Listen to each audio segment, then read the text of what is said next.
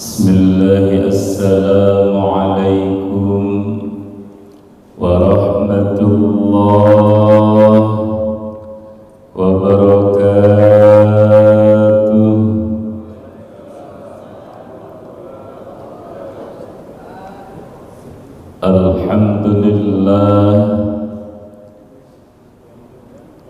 Alhamdulillahilladzi ja'ala Rajab syahrallah. Wassalatu wassalamu ala Rasulillah Sayyidina Muhammad ibn Abdullah wa ala alihi wa sahbihi wa man tabi'a hudahu wa wala. Amma ba'da. Faqad qala Allah ta'ala fi ayatihil karimah wa huwa asdaqul maqalah. A'udzu billahi minasy syaithanir rajim. Bismillahirrahmanirrahim.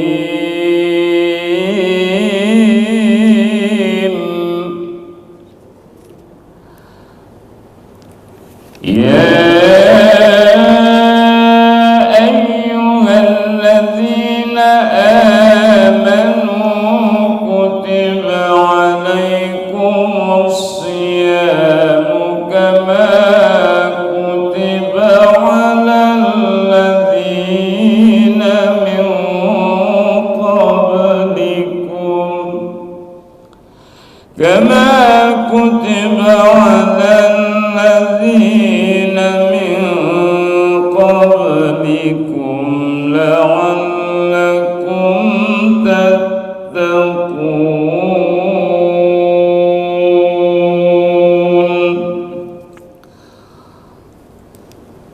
walidhalika qala an-nabiy sallallahu alaihi wasallam, law ta'lamu ummati ma fi Ramadan latamannaw an takuna as-sanatu kulluha Ramadan. Sadaqallahul azim wa sadaqa rasulul habibul karim wa nahnu ala dhalika minasy syahidin wasyakirin walhamdulillahi rabbil alamin. Hadirin wal hadirat,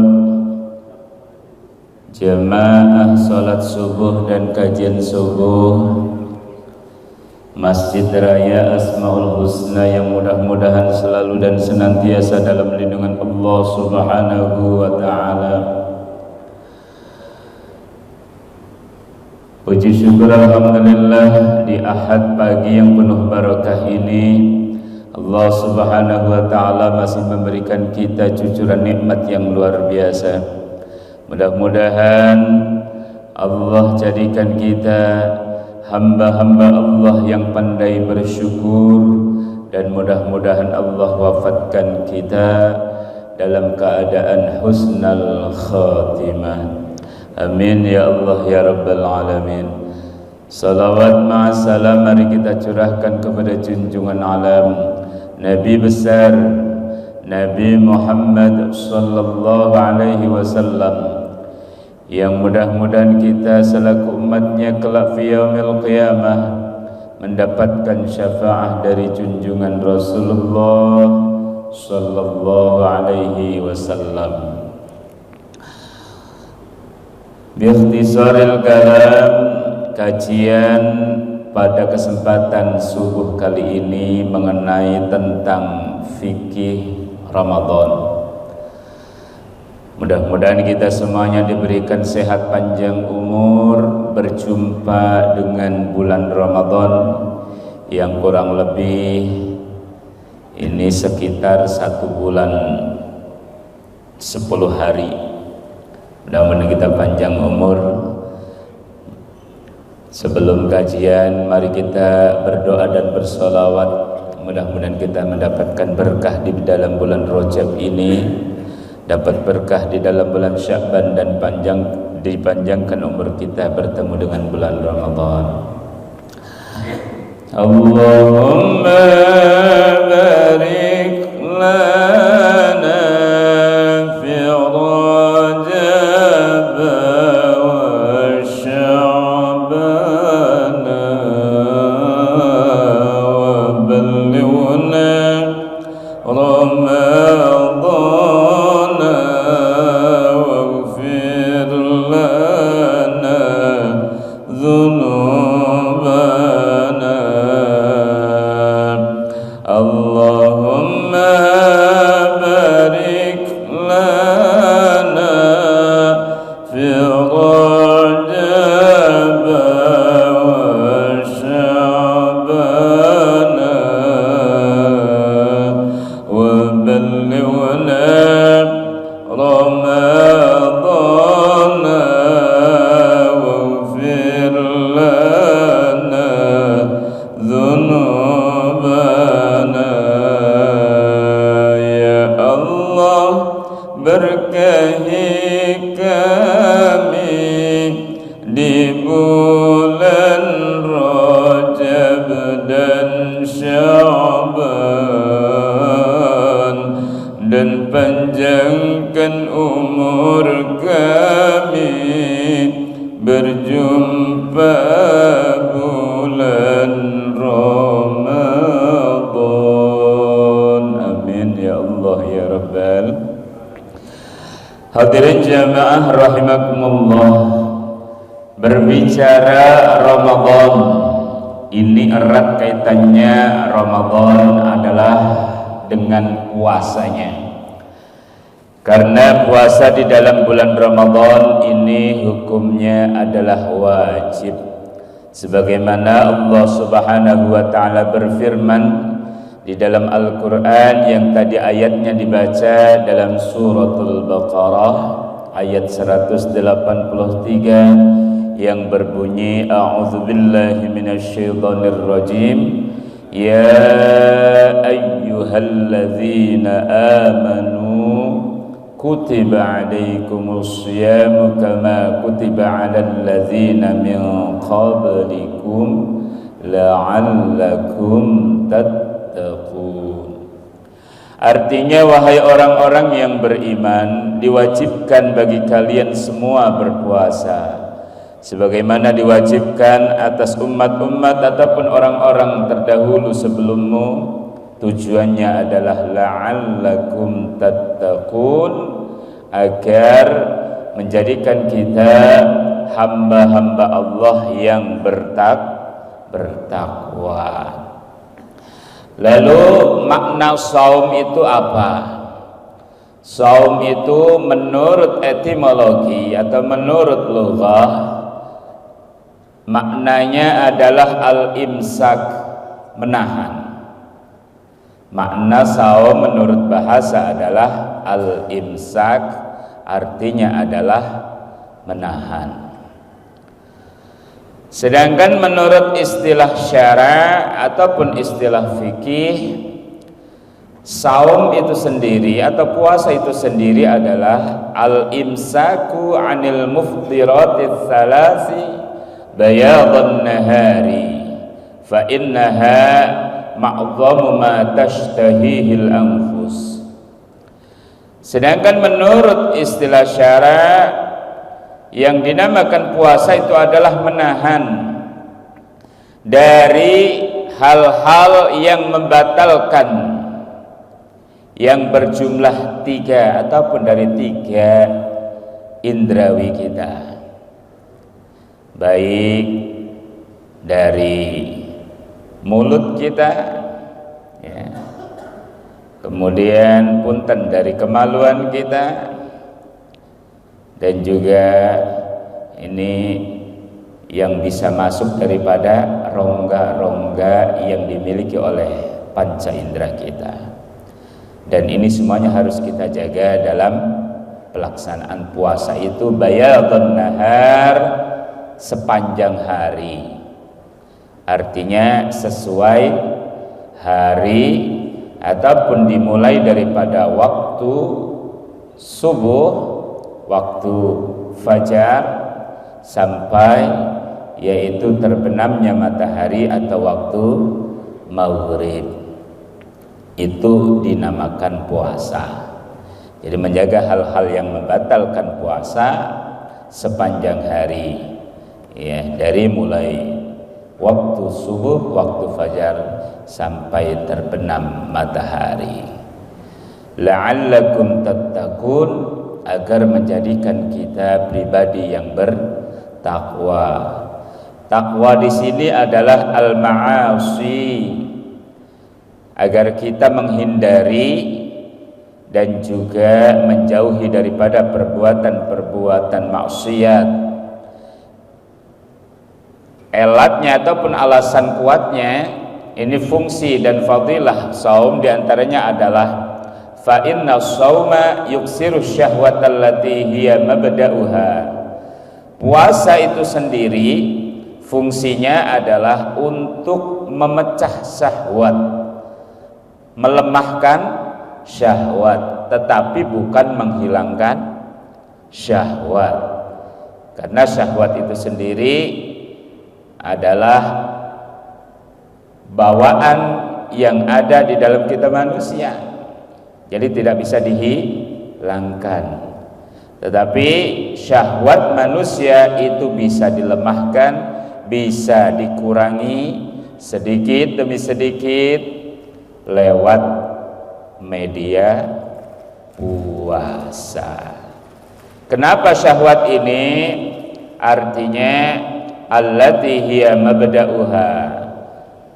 Hikmah puasa bisa mengikis dan mengurangi syahwat, yang mana ini seringkali syahwat manusiawi kita ini adalah awal mula terjadinya perbuatan maksiat, diawali daripada syahwat kita. Kemudian berbicara puasa, puasa itu ada berapa tingkatan? Puasa itu ada 3 tingkatan. Ya, nanti dijelaskan tentang fikih puasanya setelah ini. Puasa itu yang pertama adalah shaumul awam, ada shaumul khusus, dan juga ada shaumu khususil khusus. Apa itu puasa awam atau shaumul awam? Puasa awam ini adalah puasa kebanyakan orang, sama seperti kita, yang mana puasa orang awam atau puasa seperti yang kita lakukan pada biasanya ini hanya sekedar menahan daripada hal-hal yang membatalkan puasa secara zahir saja. Artinya tidak mencegah dan tidak menjaga, tidak menahan dari hal-hal yang bersifat batin. Puasanya cuma hanya sebatas menahan haus, menahan lapar, dan tidak melakukan hubungan biologis, hanya sekedar itu saja. Kemudian tingkatan yang kedua ada puasa shaumul khusus, yaitu puasanya orang yang khusus. Bagaimana puasanya orang yang khusus? Yaitu panca inderanya ikut berpuasa. Lisannya ketika berpuasa dijaga daripada ghibah, dusta, namimah, ataupun bersumpah palsu. Kemudian anggota lainnya juga ikut berpuasa, tangannya ikut berpuasa, tidak melakukan hal-hal yang dilarang Allah. Telinganya ikut berpuasa, tidak mendengarkan hal-hal yang dilarang Allah. kakinya ikut berpuasa, tidak melangkah kepada tempat-tempat yang dilarang oleh Allah, tetapi melangkah kepada tempat-tempat yang di situ ada kebaikan dan juga bernilai ibadah. Kemudian yang ketiga ada puasa shaumi khususil khusus, puasa orang yang khawasil khawas. Bagaimana cara puasanya? Yaitu puasanya orang yang shaumi khawasil khawas adalah fasaumul qalbi anil himamid daniyah wal afkarid dunyawiyah wa kaffuhu amma siwallahi bil kulliyah. Orang yang berpuasa secara khususil khusus atau khawasil khawas adalah berpuasa hati. Hatinya berpuasa, menahan daripada yaitu himmah, tujuan daripada yang bersifat rendah dan pemikiran-pemikiran yang bersifat duniawi, dan juga mencegah daripada pemikiran ataupun himmah duniawi yang menjauhkan daripada Allah Subhanahu wa ta'ala. Itu puasanya orang yang khawasil khawas. Hadirin jamaah pengajian Masjid Raya Asmaul Husna rahimakumullah. Kemudian berbicara saum itu secara fikih. Saum itu atau puasa khususnya di dalam bulan Ramadan ini mempunyai syarat-syarat dan rukun. Apa saja syarat-syarat yang perlu diperhatikan bagi kita khususnya selaku muslim? Pertama, syarat wajib puasa maksudnya adalah jika seseorang telah memenuhi syarat-syarat tersebut, maka wajib baginya untuk menjalankan ibadah puasa pada bulan suci Ramadan. Karena sekali lagi ibadah puasa Ramadan ini adalah hukumnya wajib dan menjadi salah satu rukun Islam. Yang namanya syarat, matan tafasyartu intafal masyrut. Kapan-kapan salah satu syaratnya ini tidak ada atau tidak terpenuhi, maka apa yang disyaratkan ini belum sempurna atau tidak sempurna. Syarat-syarat wajib puasa yang pertama adalah Islam. Jadi orang yang bukan Islam atau non muslim tidak wajib untuk melaksanakan puasa ya, tidak wajib untuk melaksanakan puasa. Bagaimana kalau orang yang murtad? Ya. Apabila ada orang yang murtad itu adalah khurujun anil Islam, keluar daripada Islam. Jadi tadinya dia muslim, tiba-tiba dia murtad, keluar daripada agama Islam. Selama dia murtad, ketemu bulan Ramadan, ya, dia balik lagi setelah selesai Ramadan, misalkan di bulan Syawal, dia masuk Islam lagi. Bagaimana? Dia wajib mengqadha puasa Ramadan yang ditinggalkan, karena yang tadinya muslim murtad masuk lagi begitu. Ya, beda halnya dengan yang tadinya memang belum Islam. Yang kedua adalah baligh. Ya, ini syarat wajib yang kedua, baligh. Jadi sehingga puasa ini tidak wajib, bukan tidak boleh nih ya, tidak wajib bagi anak-anak yang belum baligh. Lalu bagaimana hukumnya anak-anak berpuasa? Boleh dan sangat dianjurkan sebagai proses pendidikan dan tahap pembiasaan, biar nanti ketika sudah balik ini sudah terbiasa berpuasa. Yang ketiga adalah berakal. Syarat wajib puasa yang ketiga adalah berakal, sehingga tidak wajib berpuasa bagi orang gila, yang mana gilanya ini punten bukan karena kecerobohan, bukan karena disengaja.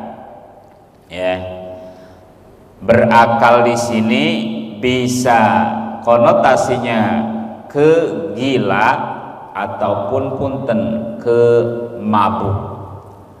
Di dalam kitab-kitab fikih dijelaskan hilangnya akal ini konotasinya bisa disebabkan karena gila ataupun karena mabuk.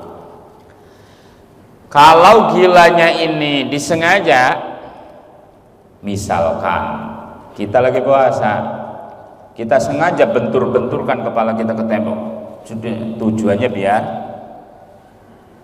akal kitanya hilang, misalkan gitu ya, biar kitanya stres gitu, biar nggak kena wajib puasa.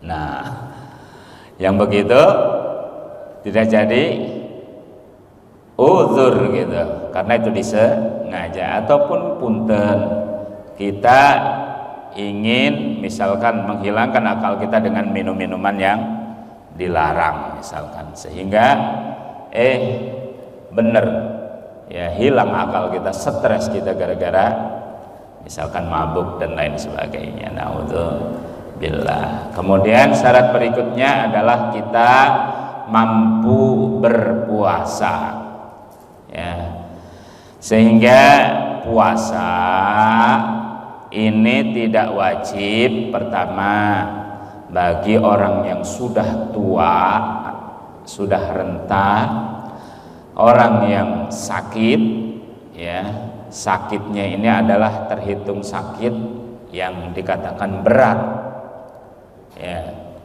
dan juga ada ibaratnya orang-orang yang nanti ada mendapatkan keringanan untuk tidak berpuasa saat itu, tetapi ada fidyah dan juga qadha setelah Ramadan.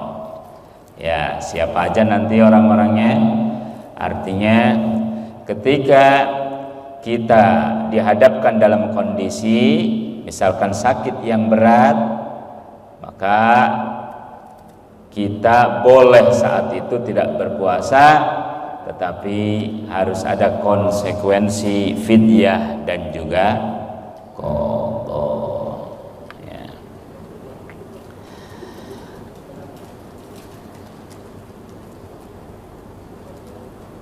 Orang-orang yang ibaratnya diperbolehkan atau dapat dispensasi tidak berpuasa pada saat Ramadan, tetapi ada ibaratnya konsekuensi fidyah ataupun qadha. Ini diantaranya pertama, bagi musafir,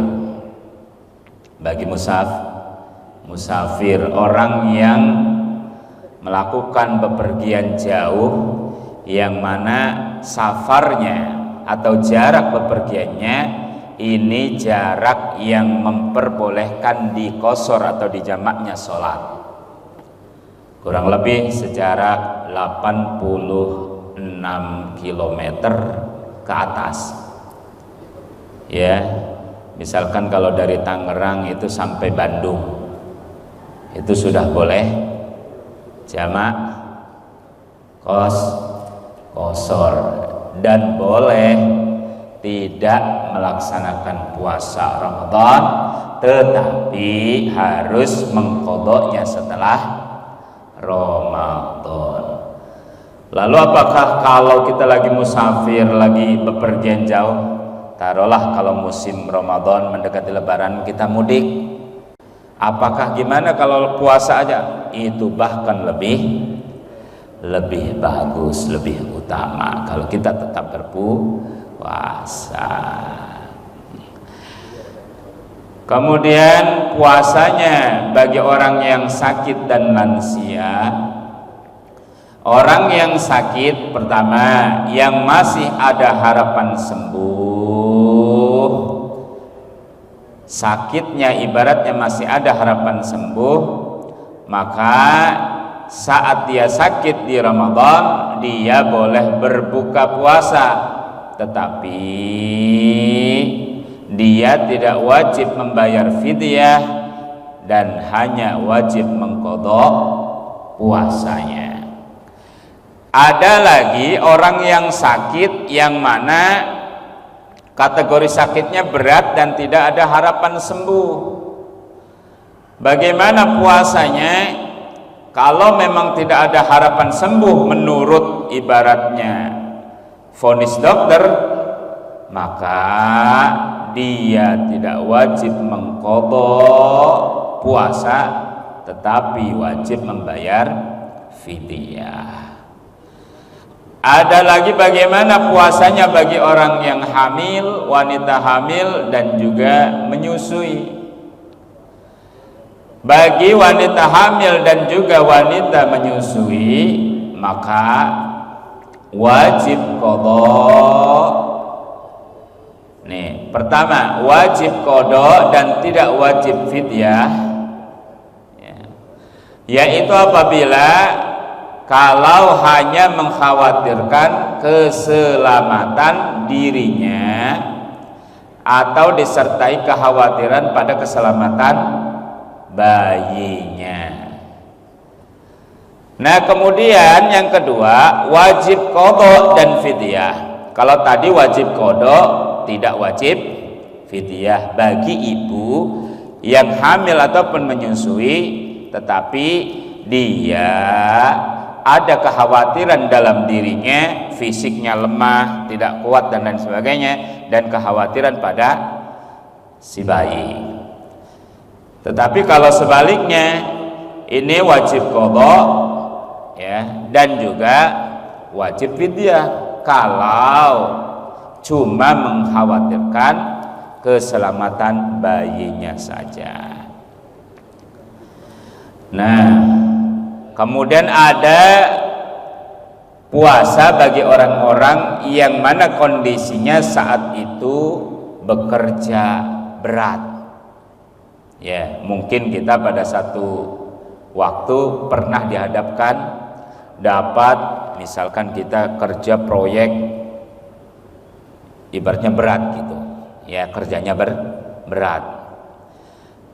Nah, kalau benar-benar kita ibaratnya kerjanya pada saat itu sangat berat, kalau dibawa puasa payah, bahkan bahasa ininya adalah mudharat, maka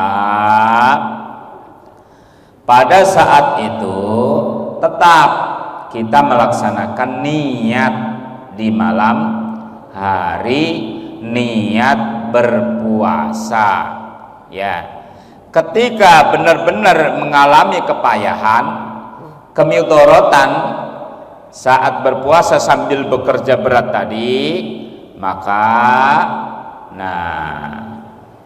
ini diperbolehkan, tapi dengan syarat yang ketat, tidak sembarangan. Kalau benar-benar mudharat, kalau benar-benar payah ya, tetapi ada konsekuensi setelah hari-hari Ramadan, wajib mengqadha puasanya ya, wajib mengqadha puasanya. Tapi syaratnya ini jangan bahasa kitanya jangan dipermudah ya, jangan dipermudah.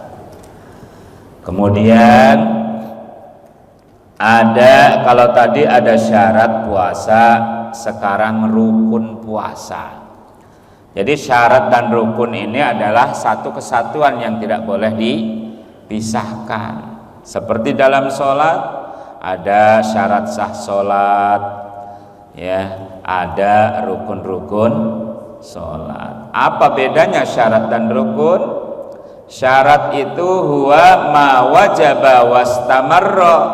Syarat itu adalah yang wajib adanya tetapi kontinu, terus menerus, harus selalu ada dalam prakteknya. Misalkan kita dalam sholat, syarat sah sholat pertama adalah suci daripada hadas kecil, hadas besar, ya. Ataupun hal yang membatalkan wudhu berjumlah 5. Salah satunya batal wudhu kita kalau keluar hadas, misalkan keluar kentut. Jadi jangan punya pemahaman batalnya wudhu kan 5, betul. Kalau saya batal 1 tinggal 4, ya bukan gitu. Batal 1 hancur semua. Begitu, jangan sampai punya pemahaman kayak saya kan baru kentut 1 doang berarti. Tidak begitu. Harus selalu ada dan kontinu, dawam, istimrar, syarat. Itu syarat. Kemudian apa situ rukun? Huwa ma wajaba wan qata'a. Dalam praktek rukun sholat, yang namanya rukun itu adalah yang wajib adanya tetapi bisa dipisah dengan hal-hal yang sunnah. Seperti setelah takbiratul ihram sebagai rukun, kemudian bisa diselang dengan hal sunnah, baca doa iftitah, baca Fatihah rukun, diselang lagi dengan baca surat sunnah. Ruku itu rukun, kemudian ada bacaan di dalam ruku yang subhana rabbiyal azim, itu sunnah. Begitu, ya, itu namanya praktek rukun dalam sholat. Lalu bagaimana rukun di dalam puasa? Rukun di dalam puasa ini yang pertama adalah niat. Rukun dalam puasa yang pertama adalah niat. Dalam niat puasa ini wajib tabyitun niat kalau puasanya puasa wajib. Semisal puasa Ramadan, puasa qada atau puasa nazar. Wajib tabyitun niat artinya menginapkan niat atau berniat di malam hari persisnya sebelum waktu subuh datang, sebelum waktu fajar datang. Kalau kita berpuasa wajib atau berpuasa qada atau berpuasa nazar, maka wajib tabyitun niat. Bagaimana niatnya? Nawaitu shauma ghadin an adai fardhi syahri ramadhani hadhihi sanati fardhan lillahi ta'ala. Dalam hatinya saya berniat melaksanakan puasa esok hari untuk menunaikan kewajiban bulan Ramadan tahun ini, fardu karena Allah Ta'ala. Lalu bagaimana kalau misalkan namanya manusia, kita dikasih lupa oleh Allah, belum niat, ya, belum niat, misalkan ingat-ingat pas sudah lewat subuh ataupun bangun tidur. Nah, karena banyak ataupun kebiasaan dari kita, ada yang sahurnya masih agak malam gitu ya, jam 1, jam 12. Saya mah sahurnya sebelum tidur aja dah, jam 12. Ya, lupa niat. Bagaimana ininya? Makanya sebagai antisipasi, ya taklid mengikuti ibaratnya pendapat Imam Malik, bahwasanya menurut madhab Imam Malik boleh kita berniat puasa di awal Ramadan. Jadi di tanggal 1 malam Ramadan kita niat menjamak 1 bulan penuh puasa Ramadan. Niatnya bagaimana? Nawaitu shauma jami'i syahri ramadhani hadhihi sanati taqlidan lil imami malikin fardhon lillahi ta'ala. Niat dalam hatinya, saya niat berpuasa seluruh bulan Ramadan tahun ini dengan mengikuti madhab Imam Malik untuk menjalankan kewajiban karena Allah Ta'ala. Tuh di awal Ramadan di tanggal 1 di malamnya tuh, di malam tarawih pertama kita niat menjamak puasa sebulan penuh sebagai ikhtiyat, sebagai kehati-hatian, jaga-jaga khawatir kita lupa niat. Dan setelah niat tadi boleh kita memperbaharui niat kita di setiap malam. Hadirin jamaah rahimakumullah, setelah syarat sudah dibahas, rukun puasa sudah dibahas, kemudian penting bagi kita untuk mengetahui hal-hal yang membatalkan puasa, ya, hal-hal yang membatalkan puasa. Hal-hal yang membatalkan puasa pertama, ya, ini kita kaji secara fikih terlebih dahulu. Kalau kajiannya hal yang membatalkan puasa secara batin, larinya ke ranah tasawuf tadi. Yang pertama adalah masuknya benda ke bagian batin atau bagian dalam daripada anggota tubuh kita melalui rongga yang terbuka. Mana rongga yang terbuka dalam tubuh kita? Seperti mulut, hidung, kubul, dan dubur. Awas, mulut, hidung, kubul, dubur. Ini rongga yang terbuka dalam tubuh manusia. Nah, maka perhatikan, dan termasuk ini, ya, telinga juga masuk ini, rongga ini. Artinya ketika puasa punten, kita kadang-kadang ini bicara fikih ya, punten nih, rongga yang termasuk batin, yang termasuk bagian dalam itu adalah rongga yang ketika berhadapan ngobrol face to face, ini bagian rongganya tidak terlihat, itu namanya rongga bagian dalam. Misalkan kita berhadapan nih, lagi ngobrol sama temen, berhadapan, kita ngelihat bagian hidung, ibaratnya teman yang kita ajak ngobrol, anggota yang terlihat itu masuk dalam anggota luar, misalkan bagian mananya nih. Tetapi kalau yang tidak terlihat, ya, apalagi sudah masuk ke area dalam, ini masuk bagian batin. Dan ketika kita memasukkan, ya, sesuatu benda ke bagian batin masuk ke dalam ini, maka awas, ya, bisa membatalkan puasa. Ya, seperti misalkan nih, hidung kan area zahirnya yang kira-kira kalau kita ini bisa terlihat oleh kita berarti area zahir. Tetapi kalau area batinnya berarti yang sudah masuk ini sudah masuk area batin nih, rongga yang ini nih.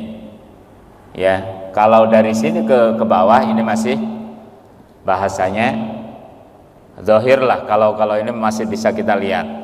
Tetapi kalau area batin misalkan nih ada yang, ya ini bahasa ini ya, lagi jelasin fikih, Kita ngupilnya, mentang-mentang jari ini panjang, kita masuk semua ininya. Misal ini, ya. Kita padahal lagi puasa. Kalau sekiranya masuknya jari kita ke hidung ini melebihi batas area zahir, maka itu bisa membatalkan. Ya. Semisal bagian mulut. Bagian mulut ada area zahir, ada area batin. Kalau sudah masuk di area batin, ya, mendekati ibaratnya tenggorokan, kita memasukkan apa gitu ya. Misalkan sengaja kita masukkan tangan kita ke area yang mendekati tenggorokan. Awas, ini bisa membatalkan puasa. Paham? Nah, termasuk punten ke area ataupun rongga-rongga yang lain, yang mana kalau memang itu sudah masuk area batin, ya, bagian dalam, maka itu bisa membatalkan puasa. Yang kedua, yaitu sengaja muntah. Muntah yang disengaja. Artinya kalau muntah yang tidak disengaja tidak batal. Ya, tapi kalau kita sengaja muntah, ya, maka itu batal. Bagaimana sengaja muntah? Misalkan, ya, kita kumur-kumurnya lagi puasa terlalu ini, bahasanya terlalu ekstrim. Ya, makanya ada tips untuk menghilangkan dahak. Ya, ini biasa dilakukan oleh orang-orang yang semisal kori gitu ya. Jadi untuk menghilangkan dahak itu ketika habis wudu atau sebelum wudu kita kumur-kumur, tetapi kumur-kumurnya pun sambil gini. Oh, ini cara memancing dahak biar agak maksudnya biar terbawa gitu. Oh, tahan aja dulu 1 menit. Nah, itu sedikit demi sedikit namanya memancing muntah biar dahaknya keluar gitu. Kalau itu dilakukan ketika berpuasa dan muntah beneran, berarti batal. Ya. Kemudian yang ketiga adalah berhubungan badan bagi orang yang ibaratnya mengerti hukum haram adanya unsur kesengajaan dan juga tidak terdapat unsur paksaan. Ya, ini berhubungan biologis.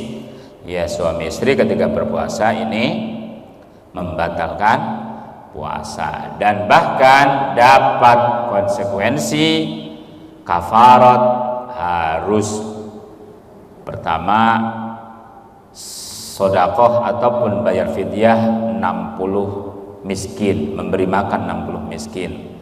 Kalau tidak, berpuasa 2 bulan berturut-turut. Makanya 1 hari jebol karena ibaratnya tadi berhubungan biologis suami istri, ya, maka konsekuensinya tadi memberi makan 60 orang miskin ataupun membayar puasa 2 bulan berturut-turut. Makanya ibu kalau lagi puasa wayahnya pakai celananya double 7, ya, biar suaminya nggak macam-macam kalau lagi puasa. Tetapi insya Allah dengan fadilah puasa, suami juga bisa dijaga karena fungsinya adalah menurunkan, melemahkan syahwat, mengurangi syahwat, insya Allah. Yang kemudian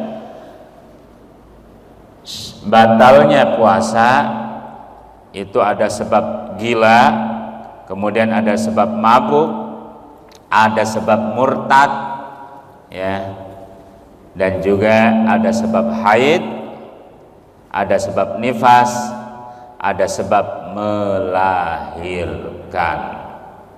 Ya, itu hal-hal yang membatalkan puasa. Ya. Hadirin jamaah rahimakumullah. Ya, mungkin itu saja pemaparannya dan dilanjut dengan session tanya jawab, dipersilakan. Wallahu a'lam Bisawab. Ya. Ya, pakai mic-nya Haji.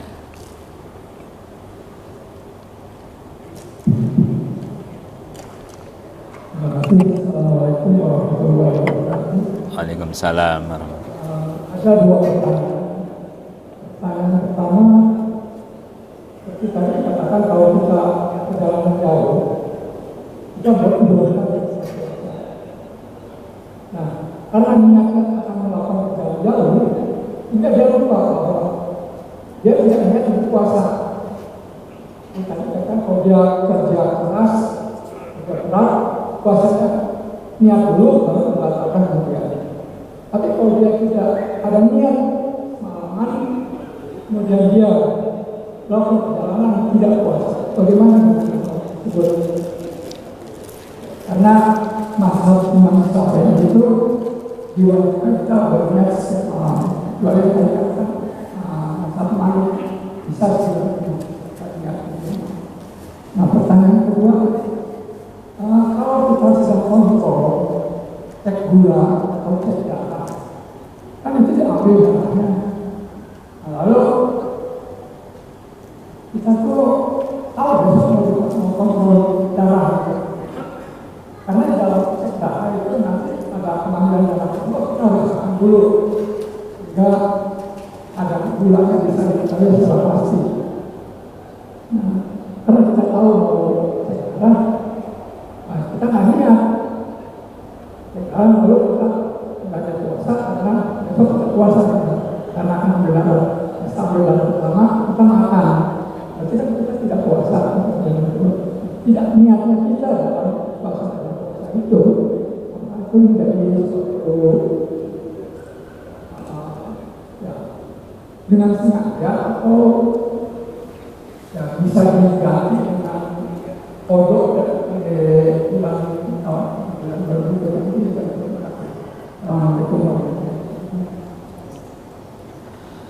Waalaikumsalam warahmatullahi wabarakatuh.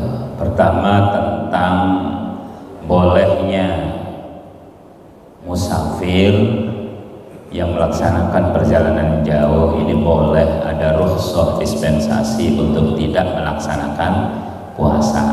Lalu bagaimana prakteknya? Kita lihat praktek jamak qashar sholat bagi musafir. Ya.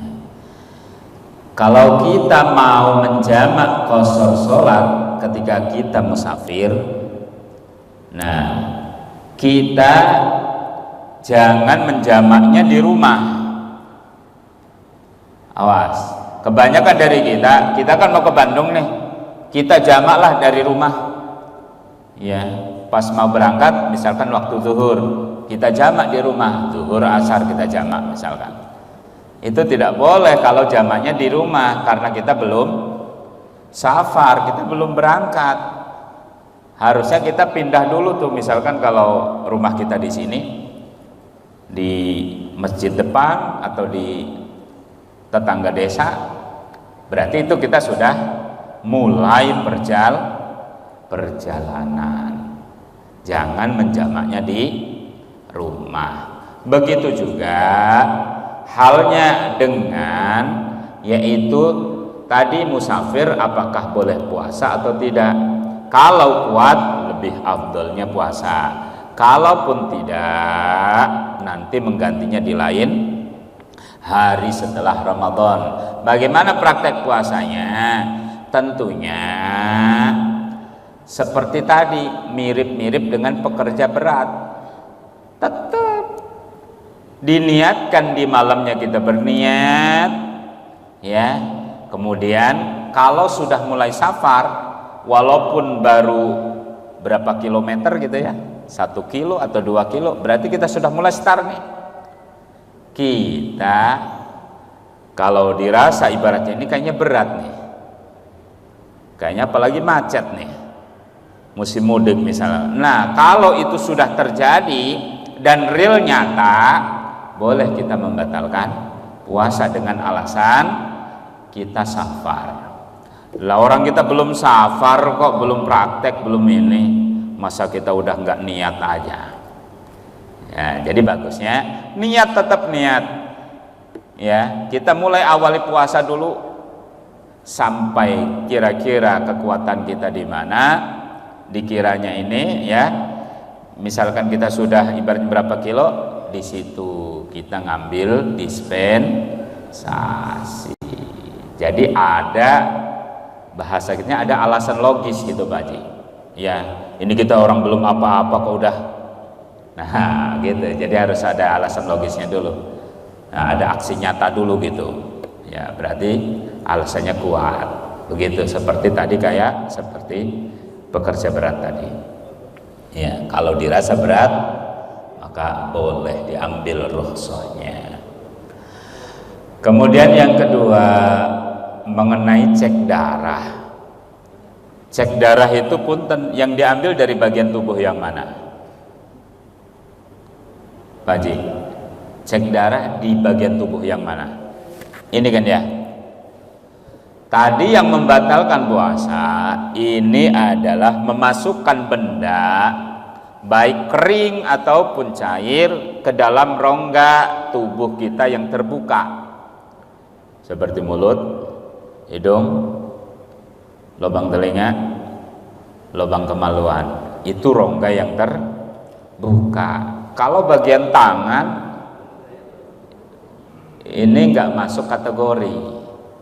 Jadi seperti misalkan kita disuntik, ya karena ibaratnya kebutuhan kesehatan, kita lagi sakit atau memang ada kebutuhan kesehatan gitu, kita suntik, injeksi ataupun cek darah seperti tadi, itu tidak membatalkan puasa. Jadi kalau kita masih kuat fisiknya, maka baiknya tetap harus berpuasa, kecuali cek darahnya sambil punten, misalkan kita lagi dalam keadaan sakit, berarti udzur tidak puasanya dikarenakan sakit, bukan dikarenakan cek darah.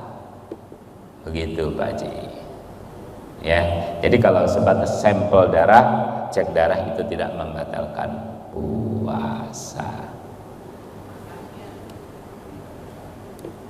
Bagaimana Bu?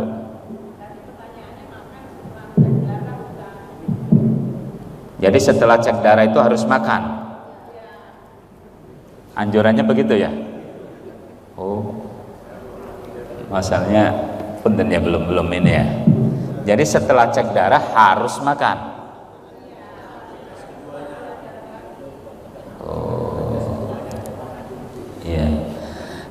Dan cek darah itu punten, apakah memang harus misalkan di waktu yang harus waktu ini, harus besok, harus hari ini, harus begitu?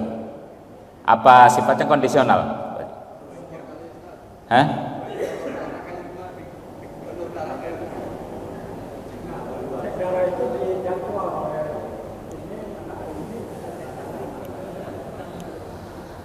Ya, ini berarti kita lihat elatnya Pak Haji, elat cek darahnya, sebab atau alasan cek darahnya ini sifatnya mengikat kuat atau sebatas jawaz atau boleh-boleh saja. Misalkan kalau ini kebutuhannya mengikat kuat, darurat atau kepentingan yang urgen, maka di situ ada rukhsah kembali, boleh berarti kalau memang elatnya atau darurat gitu, elatnya kuat untuk tidak berpuasa. Tapi kalau hanya sebatas jawaz, ya untuk cek darah misalkanlah hanya sebatas untuk mengetahui kadar ataupun inian kesehatan kita dan tidak terlalu urgen, misalkan kepentingan kebutuhannya, maka di situ berarti lebih baik ditunda dulu. Tapi kalau memang urgen dan prakteknya memang kalau memang setelah cek darah harus makan, ya maka ya berarti kita boleh untuk tidak berpuasa, tetapi harus mengganti di hari yang lain setelah Ramadan. Ya berarti ini harus yang dipandang elatnya dulu Pak Haji. Tujuan kita cek darah ini untuk apa dulu begitu. Urgen tidak, buru-buru tidak kepentingannya begitu. Ya.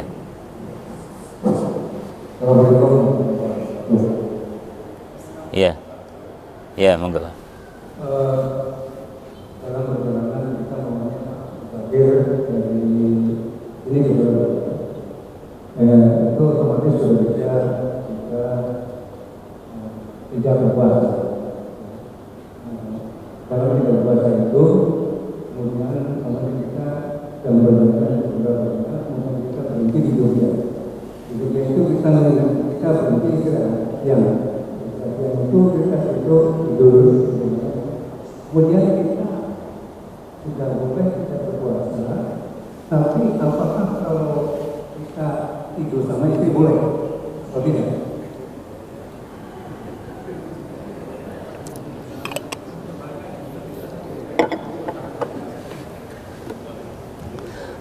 Ini luar biasa pertanyaannya nih ya.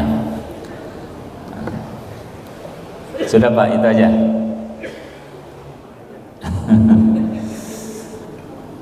Jadi ada hal-hal yang ibaratnya dilarang sekalipun kita sedang tidak berpuasa. Nih, misalkan kita dapat dispensasi dengan alasan musafir, kita ngambil rukhsah dispensasi tidak berpuasa. Tetapi jangan mentang-mentang kita dapat dispensasi, kita melakukan hal-hal yang bahasa kitanya bebas di hari-hari seperti biasa. Tetap ada ketentuan khusus, termasuk punten, mentang-mentang kita udah dapat dispen musafir tidak berpuasa, kita misalkan berhubungan biologis, tidak, tetap dilarang, tidak boleh. Dispensasinya hanya untuk tidak makan dan hanya boleh makan dan boleh minum, bukan yang lain. Paham Pak? Dispennya di situ, surat izinnya hanya untuk makan dan minum saja, untuk menguatkan tubuh kita yang dalam perjalanan, bukan untuk yang lain. Jadi sekalipun kita tidak berpuasa, tetap ada ketentuan-ketentuan khusus. Ya, paham kira-kira? Iya. Jangan kebablasan nanti Pak ya. Ya monggo Pak.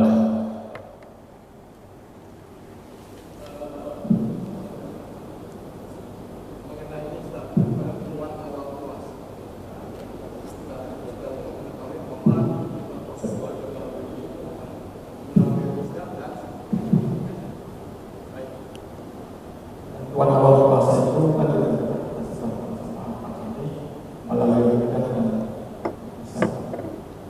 dan masing-masing memiliki uang. Di antara kewajaran rukyah dan hisab terkait dengan kedudukan dalil tersebut, kalau melihat dari akidah usul atau tidak sama, akidah usul itu dalil yang sudah jelas tanpa penafsiran lebih diutamakan dalil yang perlu penafsiran. Artinya saya pribadi sebagai orang awam melihat dalil rukyah ketika jelas-jelas lafaznya sumu di rukyah ini, maka itu tanpa penafsiran pun kita sudah tahu kalau itu perintah puasa, tidak perlu tafsir. Sementara bagi mereka yang menggunakan patokan hisab dengan dalil yang tentunya menggunakan tafsir, itu sepertinya kurang kuat untuk dijadikan sebagai dalil menurut kaidah tadi, menurut pendapat. Terima kasih.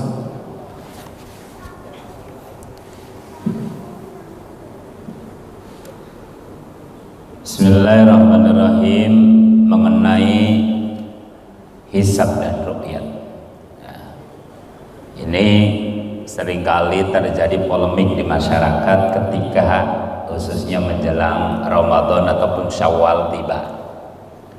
Ya, karena di tengah-tengah kita ini kadang dikarenakan perbedaan hasil hisab dan hasil ru'yatnya, ini kadang terjadi perbedaan puasa, dan itu ya kadang gitu ya menyebabkan hal-hal yang kurang baik gitu. Misalkan mengenai hisab dan ru'yat, hisab itu kan adalah metode perhitungan untuk mengetahui, diantaranya adalah kalender ataupun almanak perputaran bulan Hijriah ya. Kemudian untuk juga menghitung, mengetahui waktu sholat itu dengan hisab. Untuk mengukur arah kiblat itu juga hisab ya. Jadi hisab itu adalah sebagai data ataupun metode pendukung yang kuat untuk ru'yat juga. Jadi daripada metode hisab ini jadi pendukung kuat untuk metode ru'yat. Kenapa tidak? Karena kalau ru'yatnya tidak ada jalur hisabnya, tidak ada data hisabnya, bagaimana mau meru'yat? Karena jarak ibaratnya irtifa hilal dan lain sebagainya, ketinggian hilal itu diketahui lewat hisab ya. Jadi data-data yang perlu dipersiapkan untuk ru'yat itu semuanya lewat data hisab. Jadi tidak bisa kita, bahasa kitanya, mengesampingkan atau menyepelekan hisab, karena sebenarnya hisab dan ru'yat ini satu kesatuan yang saling menguatkan. Lalu bagaimana kalau ini pada prakteknya kita praktekkan dalam penentuan Ramadan dan Syawal ataupun Idul Adha ya, pada 1 Dzulhijjah. Memang yang atau yang masyhur, yang banyak ini kan adalah hadis tentang yaitu sumul liru'yati, berpuasa kalian karena melihat hilal, wa aftiru liru'yati, dan berhari rayalah kalian yaitu karena melihat hilal. Fa in humma alaikum fa akmilul iddata salasina yauman. Maka jika terhalang mendung, maka sempurnakan hitungan Sya'ban, hitungan Ramadan, yaitu menjadi 30 hari. Seringkali pada prakteknya ru'yat ini banyak mengalami yang namanya kendala, khususnya kendala cuaca. Saya kalau tidak salah pernah waktu di pesantren ikut ke kiai itu, ikut ngeru'yat di Menara Bojong di Anyer, di Mercusuar. Dan 2 kali praktek hisab ru'yat itu 2 kalinya terhalang mendung, yang mana jam 5 cerah gitu, setengah 6 cerah, tiba-tiba mendekati maghrib mendung dan hilalnya tertutupi, tidak nampak atau tidak terlihat. Ini sering kali. Nah, makanya pada prakteknya ketika ada sebagian masyarakat atau sebagian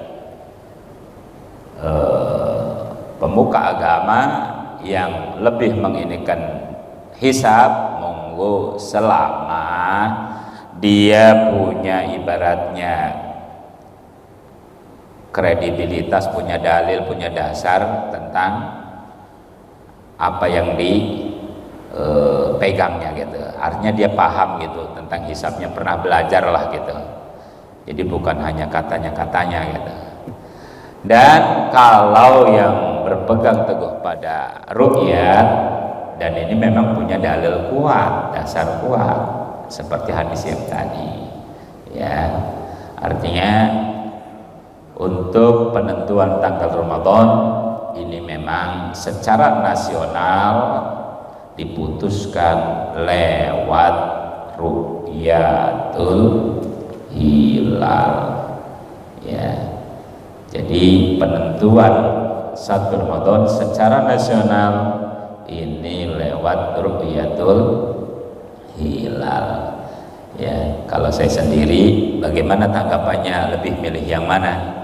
Ya, kalau untuk penentuan Ramadan, penentuan Idul Fitri, penentuan 1 Dzulhijjah, ini saya pribadi mengikuti mayoritas umat. Jadi karena kita hidup di negara yang punya dasar hukum, punya majelis ulama, punya ibaratnya ahli-ahli dan juga alat-alat yang canggih, maka kita juga ikut keputusan para ulama mayoritas. Ya, ini udah tuluk ya, udah syuruk. Ya, masih ada? Oh iya.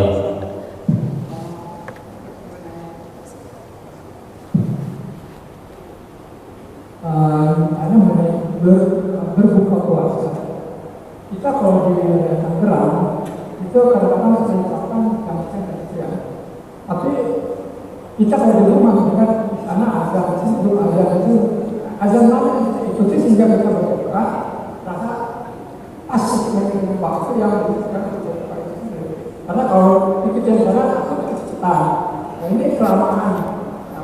Padahal misalkan kita berbuka itu sesuai dengan waktu yang kita ditentukan. Ya, jadi bahasanya kalau bisa adanya jangan ikutin speaker. Maksudnya begini, kita makanya pentingnya ilmu hisab itu di situ. Di antaranya adalah untuk mengetahui waktu sholat. Ya, sholat kita tidak sah kalau kita ibaratnya tidak mengetahui waktu sholat.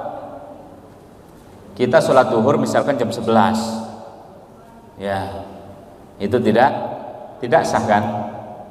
Nah, artinya begitu juga penting bagi kita mengetahui waktu sholat, ya.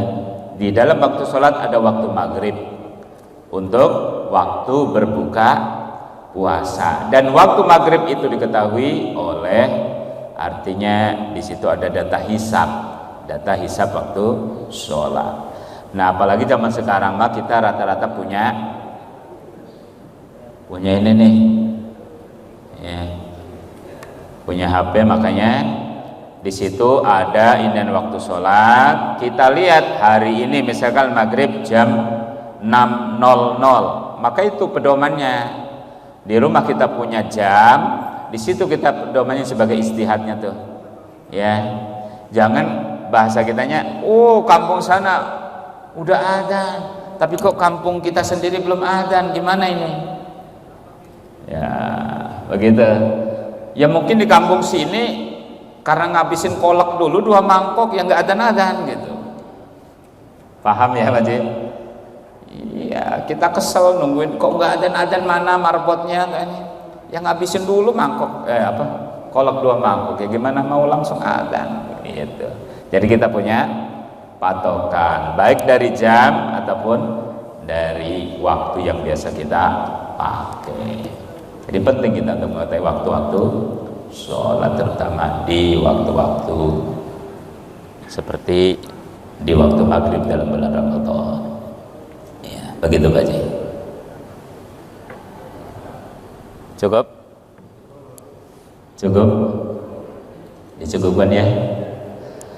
وعفنا يا كريم يا ذا الجلال والإكرام اللهم صل على سيدنا محمد في الأولين والآخرين وبارك وسلم رضي الله تبارك وتعالى عن الصحابة رسول الله أجمعين آمين آمين ويا مجيب السائلين خير المسألين الحمد يا بالكل مسجد يا ربنا لك الحمد لك الشكر كما ينبغي لجلال وجهك الكريم والعظيم صلى الله عليه اللهم صل على سيدنا صلاة تكون الرضا ولحقه أداء اللهم إنا نسألك علما نافعا ورزقا واسعا ومن متقبل ولدا صالحا برحمتك يا أرحم الراحمين اللهم اغفر لنا ذنوبنا ولوالدينا وارحمهم كما ربونا صغارا اللهم اجعل جمعنا هذا جمعا مرحوما وتفرقنا من بعده تفرقا معصوما ربنا آتنا في الدنيا حسنة وفي الآخرة حسنة وقنا عذاب النار والحمد لله رب العالمين والعفو منكم ثم السلام عليكم ورحمة الله وبركاته.